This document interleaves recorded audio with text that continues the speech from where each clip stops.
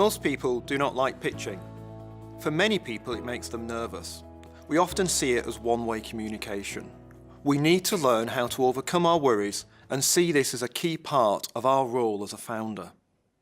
We need to pitch to customers, investors, and staff to encourage them to join our company, to our current staff to keep them motivated in our risky startup.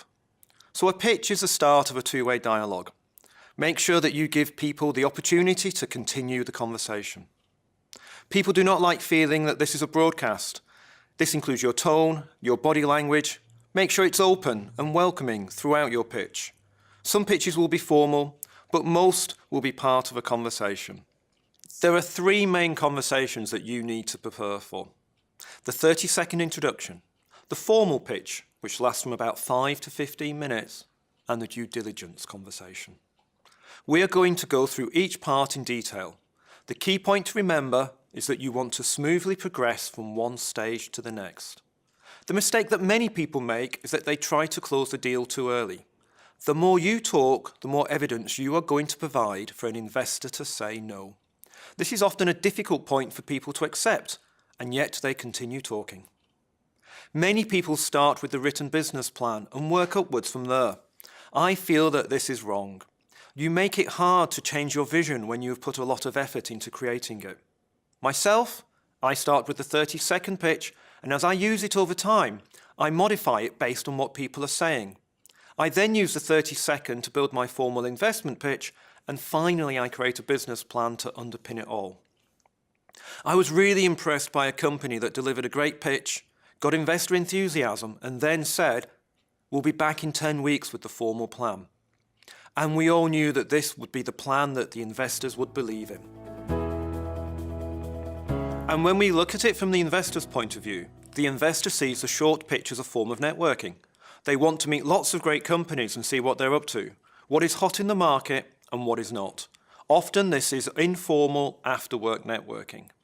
The long pitch is to understand and know the company better. It will be in a one-to-one meeting or in a staged pitching environment. Finally, the due diligence is a multi-meeting situation. Some of it is phone calls, some face-to-face, but most of it will be via email. Things will be documented and stored in files as evidence of the work undertaken. How do you know you're successful at one stage? Because you're offered the opportunity to continue the conversation at the next. So do shy away from putting in too much detail too soon, as you could be providing the evidence for the investor to say no. What we're going to do next is look at how many pitches a typical full-time investor might look at in a year. These are not absolute numbers, but the order of magnitude is correct. The investor is going to hear about 1,000 short pitches in a typical year. Only about 10 of them will be invested in. So the investor knows about 990 are going to be rejected. So if there is any uncertainty about your pitch, saying no is the statistically safe answer. Just 100 of the 1,000 short pitches will have the opportunity to present their formal pitch, and only about 10 of these will be taken forward.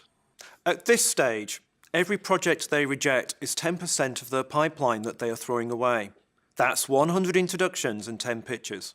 So they tend to be more supportive and are now emotionally invested. They want you to get to the finish line so they don't waste their effort. This means you need to work harder at the beginning to get you to the end zone, where the investors will help to really shape your business plan. Yet, most of the companies I work with, they might have a working business plan that they can produce, but try to wing the 30-second pitch. You are putting effort in at the wrong end. The business model canvas is a useful place to locate some of the information that you need for these pitches. We will use the same messages in one-to-one conversations, delivered in a different way, so this is not wasted effort. Now, some people like to give you feedback, sometimes simply as a way for them to show that they are being helpful as they reject you. I think you should seek feedback from people, but unless 3 people say the same thing, ignore it. Good luck with the pitches you make, be it for investment, sales, or staff.